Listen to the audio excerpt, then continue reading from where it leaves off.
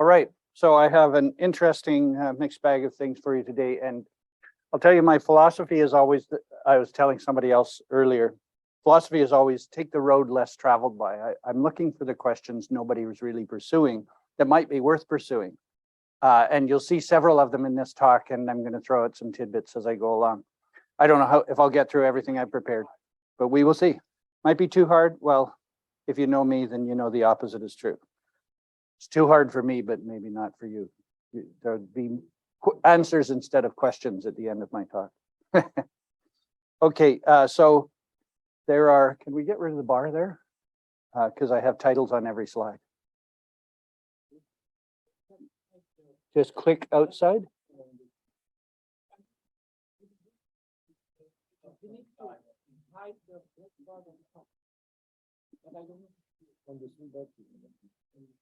And the three dots. I can't read, so I don't know what the options are. She can work on it. So there's a lot of properties that people study for Hadamard matrices. We're going to talk about Hadamard matrices, but they have to have this special structure, right? So symmetric or skew type. Graphical is one they used to study, not so common anymore. Constant diagonal plus symmetric. Skew, and I'm locked out now, so. Oh, there we go. Normalized, of course, every Hadamard matrix can be normalized. That's a special structure. Circulant or negacyclic. So you ask questions like, does there exist a Hadamard matrix of a given order n or of all orders n with this property? In all orders, does there exist a symmetric Hadamard matrix? That question we don't know the answer to, but it's generally believed to be true. Does there exist a circulant one? Well, that one's pretty well wiped out by Reiser's conjecture, though we can't prove it false, right? But there's another kind of question you can ask, and that is, must every Hadamard matrix have this property? Not just one, but everyone. And usually we mean that in a slightly different sense, in the sense of the equivalence class. So when we're talking about every Hadamard matrix having a property, talking about the equivalence class, you might say, well, that's more or less known what properties they must all have. And is it true? Are there some hidden properties that are not so obvious? So where would you look for them? And oh, now it's at the bottom. So if we get a yes to answers 2 or 3, that's telling us something that is fundamental about being a Hadamard matrix that an answer to question 1 would not be. If there only exists a Hadamard matrix of each order, then it's not telling us a property that's common to all Hadamard matrices. So that's my orientation to this question. So I claim that 2x2 submatrices are the building blocks. So if you're going to study orthogonality, you can't get anywhere until you have 2 rows, right? And if you have 2 rows or any number of rows of a matrix that's to be orthogonal, that doesn't mean anything until you have at least 2 columns. So you need 2 rows and 2 columns. So that's the place that I think we should be started. When should we, or what information can we get about a Hadamard matrix from the 2x2 submatrices? And that might be hidden down there, lurking in the Lego bricks of this fantastic castle that we're working on. So here's some observations about the rank of a 2x2 plus or minus 1 matrix in general. A matrix has rank 2 if and only if it's a Hadamard matrix of order 2 out of this class. The product of the entries in the matrix is equal to 1 if the matrix has rank 1, equal to minus 1 if the matrix has rank 2. And I see we're there. And I've lost control again. It seems we only have one or the other, right? Okay. Oh, yeah, there we go. So if we're going to count the 2x2 blocks of a Hadamard matrix by rank, that's not actually a very hard thing to do. So I have a little theorem. It sort of dignifies it a bit too much to call it a theorem. If you have a plus or minus 1 n by n matrix, it is a Hadamard matrix if and only if it has exactly this many 2x2 submatrices that are rank 1. And accounting for this is really easy. Or you can do it with the rank 2 submatrices. Of course, every submatrix, 2x2 submatrix is one of the 2 types. So they have to add up to the total number of 2x2 submatrices, which is n choose 2 squared. So the method is just basically look at 2 rows at a time and then maximize the number of 2 by 2 submatrices, and that happens when the two rows are orthogonal, and there you have it, just multiply by the number of pairs of rows. So if you look at these asymptotically, those numbers are actually pretty dang close together. So asymptotically, half are rank 1 and half are rank 2, with a tiny fudge factor in between. So the first value is the minimum possible value. When it's attained, you have a Hadamard matrix, and in every other case, you have more rank 1 matrices, and of course, then you have fewer rank 2 matrices, so that the second number is maximum. The exact ratio of rank 2 to rank 1 matrices in a Hadamard matrix is going to be this, and you can simplify it to 1 to 1 minus 2 over n. So that's actually converging rather quickly on 1 to 1 as a ratio. And I claim this is a very surprising ratio, and I'll just give you a little heuristic for that. The probability of each rank among a randomly selected 2 by 2 plus or minus 1 matrix is 50, right? The probability is exactly 1/2 for each one of the two ranks. And so one would expect that that overall the plus or minus 1 matrices of size n by n, the average of all the 2 by 2 submatrices you'll encounter is going to be exactly 1/2 of each rank. And but this number says that the Hadamard matrices are special. They're the only ones that have this particular number of rank 2 matrices, and it's only a sliver above half. Now, for what about rank 1 matrices? Well, you could have a matrix that's entirely rank 1 matrices. In fact, lots of them, right? You make an arbitrary matrix and you get gobs and gobs of rank 1 2 by 2 submatrices. So what is that telling you if you look at the average? That's sort of telling you that you have to have a lot of them in the sort of totally random case where the number of rank 2 submatrices of size 2 by 2 has to be very close to 1/2. Otherwise, the average won't work out properly. Now, there's some complicating factors there. The rank of the 2 by 2 submatrices are not perfectly independent. So you're not talking about independent variables when you look at them separately and so on. But I think it's a very curious thing.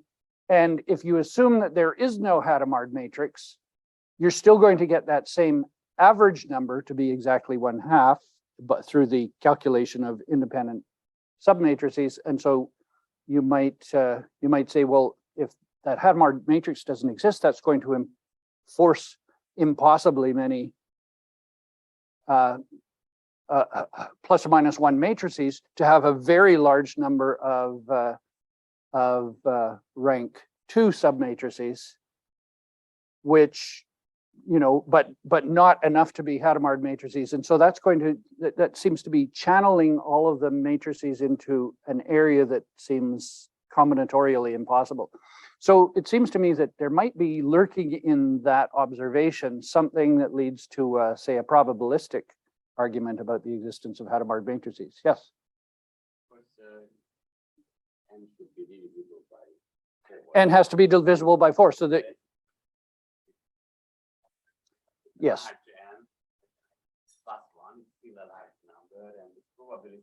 Yes. So if you have an argument like this, it has to also account for the fact that the same argument applies in non-multiples of 4. Yeah. So that occurred to me too. So maybe that means there's nothing in that, but by golly, it seems like an awfully strong combinatorial constraint on the collection of matrices. Okay, so there's alternative forms for characterizing it like this. So if you take plus or minus 1 matrix of order 2, you take those numbers and you look at them a little bit differently, and you get this, that if you take the product of the 4 entries in a 2 by 2 matrices, and then you add over all the 2 by 2 matrices, you get exactly this number. And that's easy if you remember our earlier observation about the product of the entries in a 2 by 2 submatrix. And you also get this one, which is a little 2 by 2 determinantal property, and you get that just by playing with those expressions and then seeing what happens to the individual products. It's not hard. It sort of comes right out. So this is a sum over all the 2 by 2 minors multiplied by the main diagonal of each minor. So It's just another characterization of the same property. And both of those are minimum values over all the plus or minus one matrices. So that, I think these might make interesting hill climbing objective functions, right? You're doing a hill climbing search with backtracking or something, might make a slightly different objective function that people have used before. It might even be easier to work with. Okay, so let's talk about partitioning a Hadamard matrix now into 2x2 submatrices. And of course, for the Hadamard matrix of order 1, there's no point doing that. Hadamard matrix of order 2, it is the 2x2 partition, and it's rank 2. Hadamard matrix of order 4 may be partitioned into all rank 2 submatrices. So every 2x2 submatrix in the partition, when I talk about the partitions, it's always into 2x2 submatrices here. And so that's everybody's favorite normalized Hadamard matrix. But you can also do it into all rank 1 submatrices by switching any rows out of different blocks with each other, or rows or columns, right? And so that actually tells you that every 4x4 Hadamard matrix has what I call a uniform partition. Oh, yes. Oh, so it's right there on our card. So every partition is forced to have a uniform partition by rank into 2x2 submatrices. So I call these uniform rank partitions. So let's look at the uniform rank partitions of small Hadamard matrices. So let's go up to H8, the next case, H12, and all 5 classes of H16 and all 3 classes of H20. And because of course this property is a class property, not a individual Hadamard matrix property, unless of course you think of partitions that are not contiguous, in which case every matrix in such a class would be partitioned just by virtue of the fact that you can move the groupings of the partition around. I don't really care which one we have here because we can always just permute the rows and columns. So I looked at all of these by hand with calculator assistance. This was in the 1990s on a TI-92, the little graphing calculator. And I set up a little program and I just played with these for a couple of days and I got them all. And so what I found is that for all of those, we have both a rank 2 uniform partition and a rank 1 uniform partition. And so I conjectured that every Hadamard matrix has a 2x2 rank 1 partition, and every Hadamard matrix of order greater than 1 has a 2x2 rank 2 partition. That was my conjecture at the time. And then this was in 2002, 2004. I had a programmer actually try to crank out some bigger results for me that I couldn't get at by hand. I don't like to do that dirty work, but actually what I like is to have problems that are really appropriate for undergraduate students to work with me, because I get lots and lots of undergraduate students working on these problems. And this field is full of such problems. So turns out every Hadamard matrix up to order 28 has a rank 2 partition, and every Hadamard matrix has a rank 1 partition up to order 20. But in order 24, 59 of the 60 classes have a rank 1 uniform partition, and one of them doesn't. In order 28, 424 of the 487 classes have no rank 1 partition. But is there any guess which class of the Hadamard matrices of order 24 fails to have a rank 1 partition? Of course, you know them all by name, but I think most of you know this one by name. It is the Paley class. I didn't hear that. I expected somebody to shout that one out. It is I would go with the Paley 1 class initially. So yeah, it was the Paley 1 class. You're right, there are 2 Paley classes for that one. And it also fails for the Paley class of Hadamard matrices of order 28, and that would be the Paley 1 class as well. So just to have something to stare at, I'm going to give you a little bit of show and tell here. So there's a rank 1 partition of Hadamard matrices of order 12. And so you can quickly verify that. And of course, this is going to go by too quickly for you to actually verify, but you can check and spot check and see these are all rank 2 partition of the same class. There's only one class in order 12. Okay, there's a few classes in order 16. So in class 1, we have a rank 1 and a rank 2 partition. And in class 2, we have a rank 1 and a rank 2 partition. And everybody checking these? Yeah, probabilistically, just so everybody randomly pick one block to verify, and this will do it. But then you have to also verify orthogonality, and we'll leave that to Carol. He has a quantum procedure. And rank 4, class 4, and of course, class 5 is the transpose of class 4. So that one is verified by what we see here already. Okay, and now into order 20, class 1 in each of the 2 rank partitions. That's a little hard for the people in the back to see, so I'll go quickly through these. There's only 3 classes in Hadamard matrix of order 20. And so orders 24 and 28, I'm not going to tax your visual abilities and your ability to go through this many classes. So again, of 60 classes, all have rank 2 partitions. All but the Paley matrix have rank 1 partitions. In order 28, 468 classes have, this should say, have no rank 1 partition.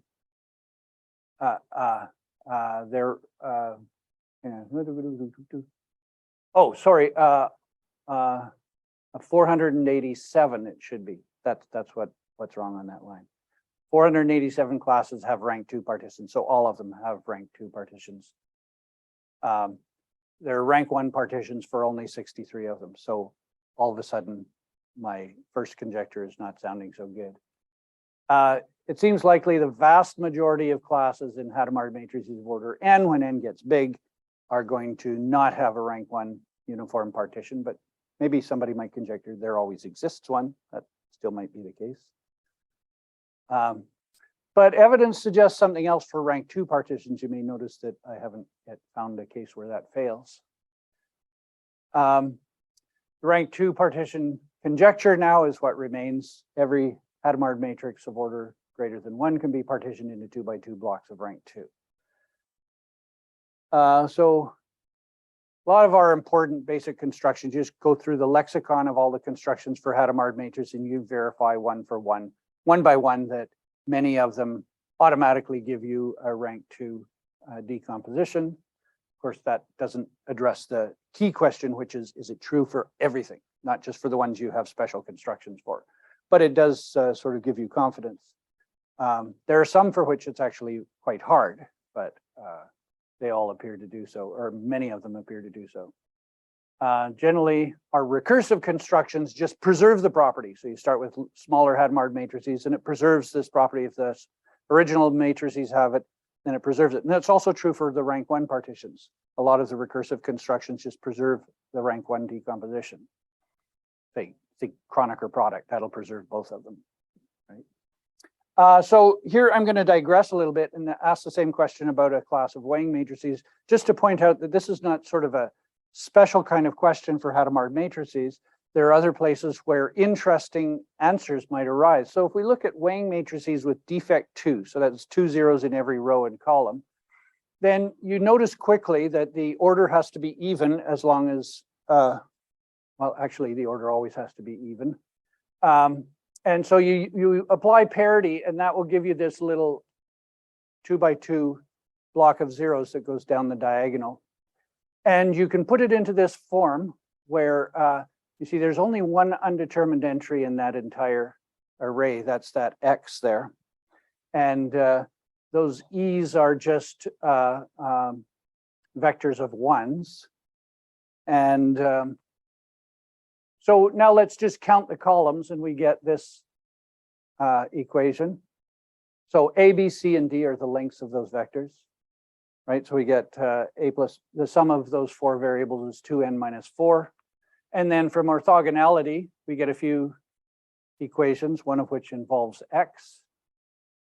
And if we add all those equations together, we get this, and we can reduce that modulo 4 to get this. 2n is congruent to 1 plus X modulo 4.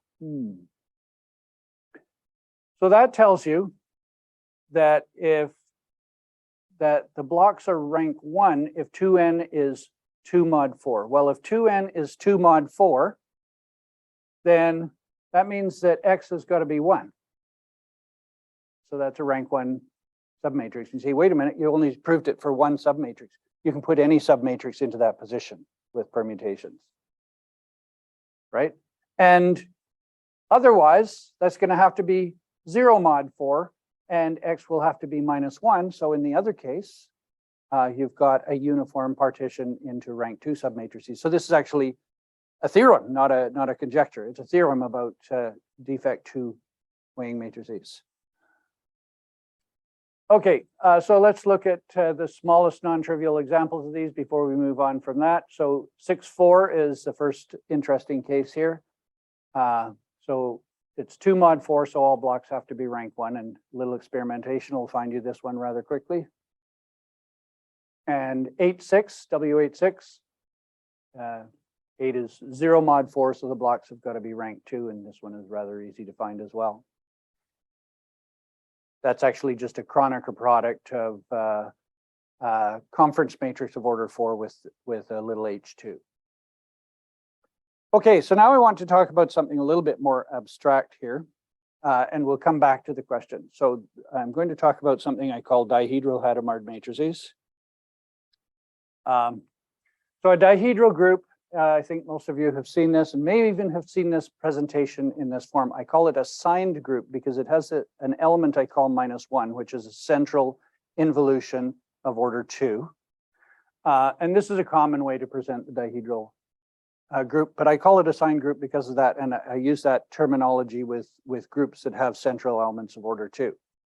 And this is my way of doing cocyclic Hadamard matrices and things. I talk about these signed groups instead of the cohomology because I'm not very up on that stuff.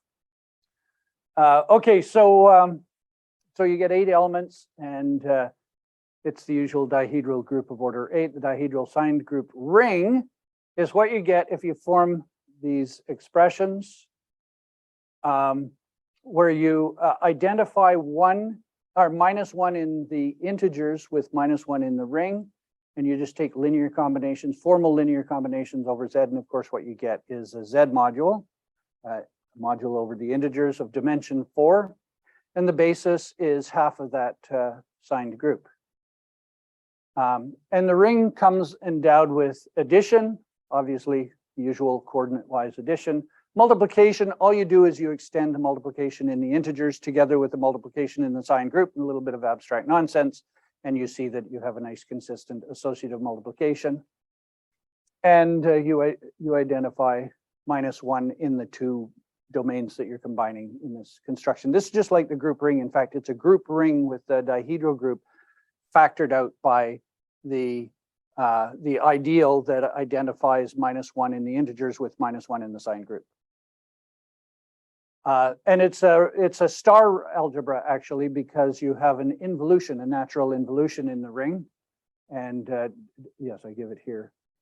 We take this expression and we simply negate the imaginary component. I call it the imaginary component. Why? Because I is a square root of -1. Okay, so we also have this 2x2 monomial representation, that is representation as monomial matrices. Okay, so this is, if we just take the span of 1 and I in the module, we get a 2-dimensional subring of this dihedral ring, which is star isomorphic, that is, it preserves the involution, star isomorphic with the Gaussian integers, where the involution is then conjugation of complex numbers. So you get the complex numbers sitting inside this dihedral ring. It's a bigger ring and it's non-commutative. So in that respect, it's very much like the quaternions, the ring of quaternions, but it is not a division ring unlike the quaternions. And so we can define a map from I and S, the 2 generators, to the 2x2 matrices, and I maps to where we're used to mapping it. And S will map to this. There's actually a few different options there. We'll map to this. And we can extend this multiplicatively, so we get I times S, the other basis element here, mapping to this matrix. And it extends linearly to all of the dihedral ring. And so we get actually a star isomorphism between the dihedral ring and the span of all these 2x2 signed permutation matrices. And of course, there are 8 of those, and they're linearly independent. And so they span, there's 4 basis elements. The 4 basis elements map to 4 of the 8 signed permutation matrices, and those are linearly independent. And so that tells you that this is mapping to a 4-dimensional subspace of the space of 2x2 matrices, which of course is the entire space. So that means that the map from the dihedral ring into the integer 2x2 matrices is a star isomorphism, preserves everything. So for a matrix, and here, for some reason I've jumped to the rational. It doesn't really matter. And here, okay, I've cut and pasted something from a different paper, and so I'm using something different. That should be the D there. So this is the dihedral ring. Doesn't matter what our base ring is, the integers, the real numbers, the rationals, doesn't really matter. So we define the conjugate of the matrix by taking the transpose and then applying the conjugate individually to the entries in the scalar ring. So if you have a matrix, an n by n matrix of dihedral group elements, so these are the group elements within the ring, and we multiply by the conjugate of the matrix, as defined on the previous previous lines. We say that A is a dihedral Hadamard matrix of order n if its grand matrix is n times the identity matrix. And I'm going to use this notation DHN. So here's an example. You actually get to see one live in front of you here. The 1 minus SI and IS. And if you remember the presentation for the group, you can verify this, right? So I and S anti-commute. S is a square root of 1. I is a square root of -1. And that's all you really need to know, except for that conjugation of those base elements is inversion in the group. So the conjugate of everything is equal to itself except for I, which conjugates to -I. So that's a DH2, and you can check that easily by I. And there's the calculation. And so what can we say about dihedral Hadamard matrices? Well, we can define an operation on such matrices, on any matrices with dihedral elements, dihedral group elements, by saying, take that map we had before that maps the dihedrals into the 2x2 matrices and apply it entry-wise. So we get a matrix twice as big. Then that's actually going to be a weighing matrix because this is a star isomorphism. It's going to preserve all the relevant properties. So if the matrix started off being orthogonal, right? Matrix started off being orthogonal, then it's going to still be orthogonal because that's defined equationally with the star operation. And so we get a 2x2 weighing matrix whose weight is half the order. Or sorry, a 2n by 2n weighing matrix whose weight is half the order. But it's partitioned in a special way. Each of the blocks is a permutation matrix, signed permutation matrix. So of course we can hit it with a little diagonal of Hadamard matrices of order 2, and this will fill in all the zeros. And we're going to get a Hadamard matrix of order 2n. So these double rather easily. This, by the way, if you haven't seen it before, is just a simple generalization of Richard Turin's use of phase 4 complex Hadamard matrices to Hadamard matrices of twice the size. I get something for free by doing it with the dihedrals, though, because I have a much larger class of matrices for which the same idea applies. Right, so Conversely, if you have a Hadamard matrix of order 2n that has a rank 2 partition, that's what you're going to get out of this, then you can reverse the process and get a dihedral Hadamard matrix of half the order. So there exists a dihedral Hadamard matrix of order n if and only if there exists a Hadamard matrix of twice the order with a rank 2 partition, and there's where the relevance of this little digression comes in. And those of you who are studying quaternionic Hadamard matrices may want to save a few synapse firings for thinking about dihedral Hadamard matrices, because you'll find there's quite a lot of parallels between what you're doing and what can be done with these. So this is a one-to-one correspondence, so you get this lovely correspondence between the two objects, and you could, if you're working with these rank 2 decompositions of Hadamard matrices, you might as well just work with the dihedral Hadamard matrices.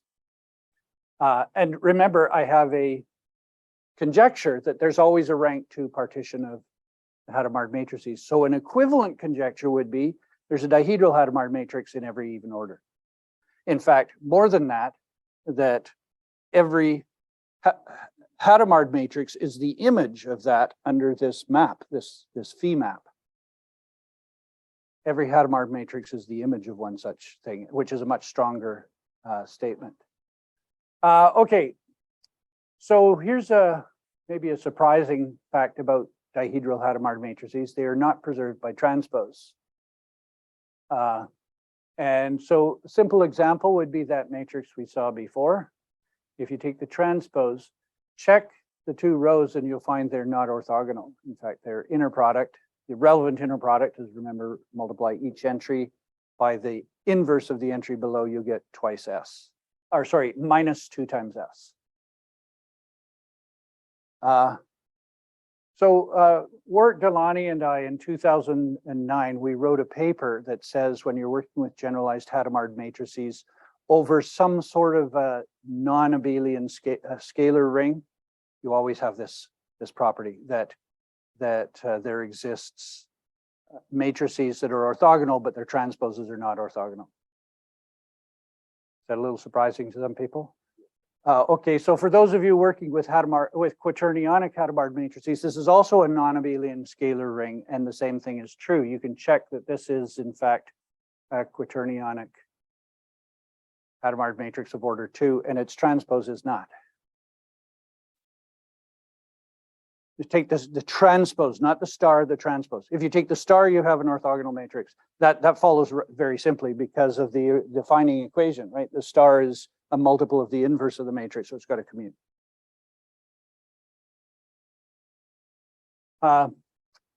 So in both cases, if A is Hadamard, so is the star, the conjugate. So classifying rank 2 partitions of Hadamard matrices by the dihedral structure, this is an idea that arises from that correspondence. So we look at the dihedral structure and then we start saying things like, we have this rank 2 decomposition of Hadamard matrices, we're allowed to perform the Hadamard equivalence operations, but we're not allowed to break up the blocks. You can do little permutations within the blocks and signs within the blocks, but you can't move rows and columns from one block to another block.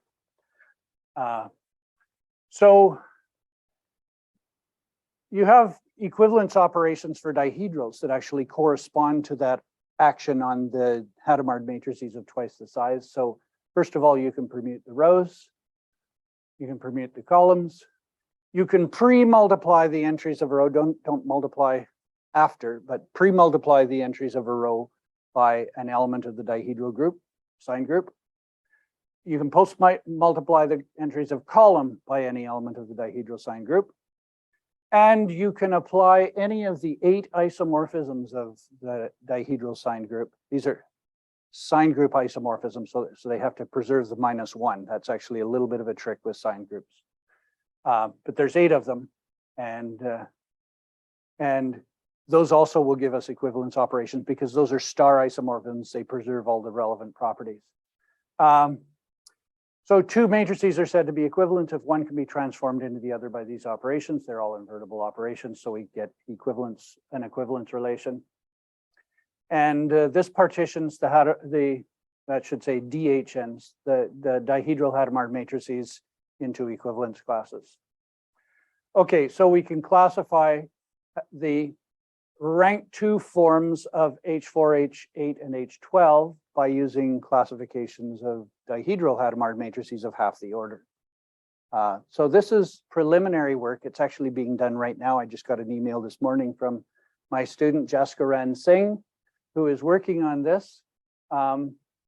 And he's a first-year student, so he doesn't know very much, but we've gone through the algebra and he's learned it, and he's actually awkwardly getting there, and he's found a few things, so I'm going to report them today. What he's found so far, there's a unique class, of course, of DH2. It's equivalent to the real Hadamard matrix of order 2. That's true for pretty well every generalization in the book, right? There are 4 classes of DH4. That might seem a little surprising. So there's this one, which I think some people in the room have seen. There is this one, which you're familiar with from, well, lots of things.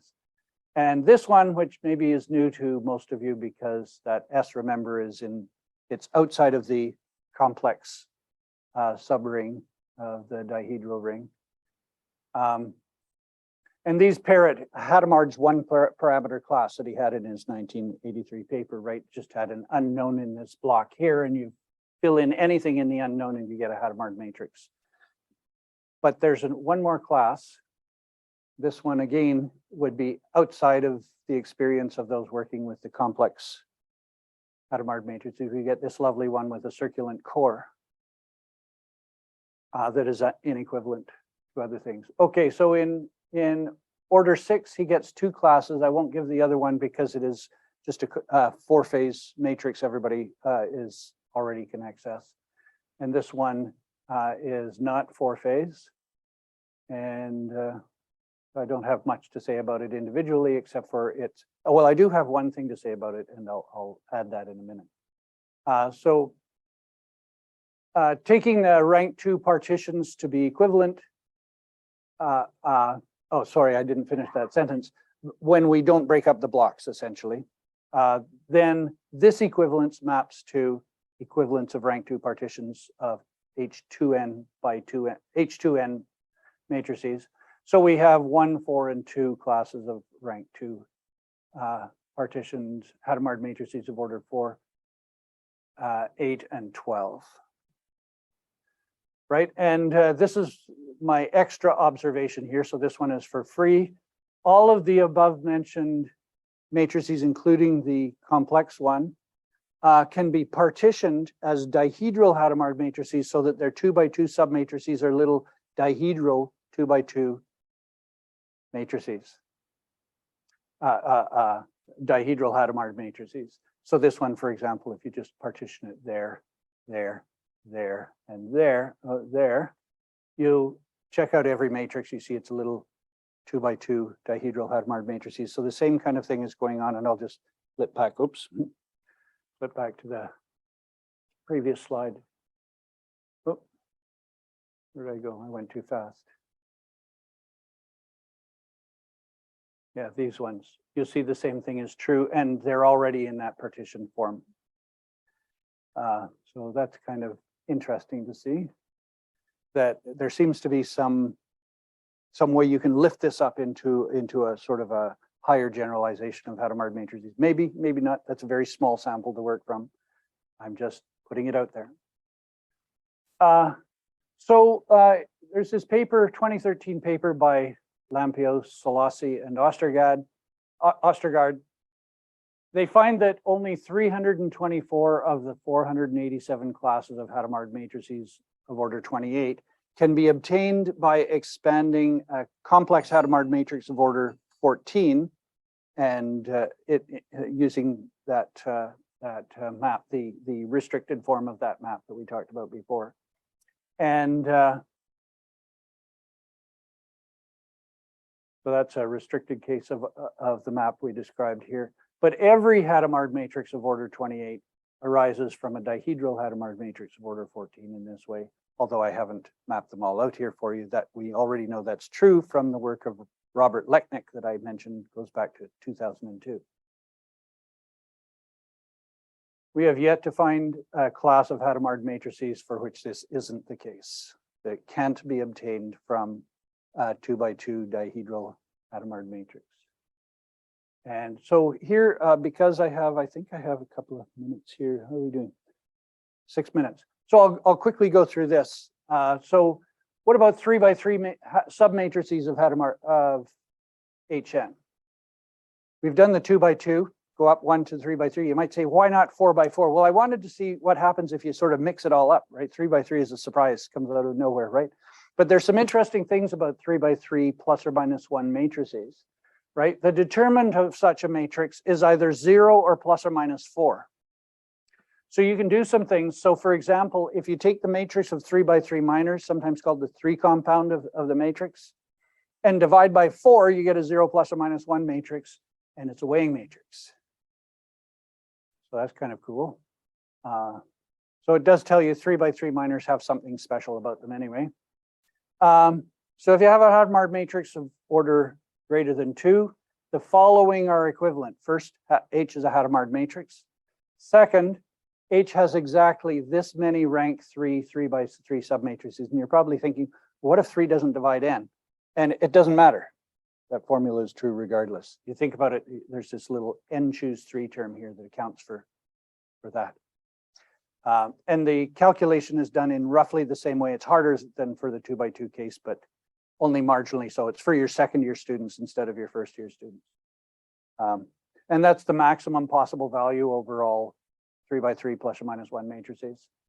Or you can also characterize it by the rank 1 3x3 submatrices with this number.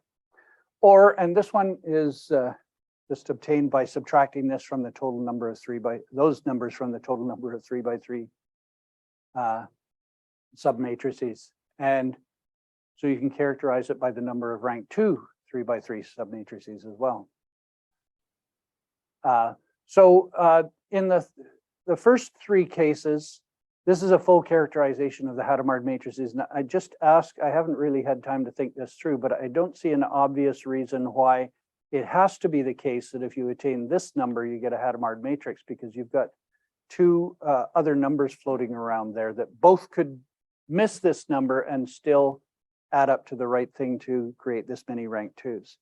So it's possible there's a nice way to do that. I didn't see it, and I didn't put a lot of time into it. So maybe there's a nice little lemma there for somebody to find. So I'm going to show you some full rank 3x3 submatrix partitions. What I mean by that is the 3x3 submatrices in this partition are full rank. Not necessarily any particular determinant, but as you know, the determinants are just 0 and plus or minus 4. So that pretty well settles it. And you notice in the very first case, 3 doesn't divide into 4. So I'm going to have to hive off a row and a column before I do this. So I normalize and I have that one off, and there's my little full rank 3x3 right there. In order 8, that is 2 mod 6. So I have to hive off 2 rows and columns. That's not hard to do. And you get this nice normalized form there. And you get a nice partition into 3x3s in the double core for this one. And H12, 3 divides into 12. So we can do a full partition into rank 3 3x3 submatrices. And here's one of order 16. Again, we're back to 1 mod 4, so we have to normalize. And you can experiment further. I haven't yet got a student to work on this problem, so therefore I don't know anything. Right? 3x3 block conjecture says that if n is 3m plus a, where a is the remainder when you divide by 3, then every Hadamard matrix of order n has a 3m by 3m submatrix that can be partitioned into m squared full rank 3x3 submatrices. I don't have a counterexample to this, but I also have not experimented enough to be super confident. You might find that it fails in order 20 or something like that. So asymptotically, half of all the submatrices of a Hadamard matrix of the 2x2 submatrices of a Hadamard matrix have rank 2, but 3/8 of the 3x3 submatrices of a Hadamard matrix will have rank 3.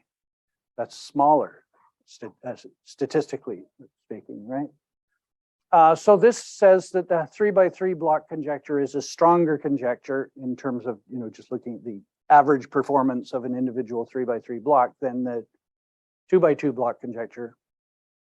So if this was true, it would be something very interesting. And so what can be said about the partitions into blocks of rank 1 and rank 2? And again, I'm waiting for a student to come along who's going to work on that with me. But that will be a sort of a fun one to deal with. Thank you very much for listening.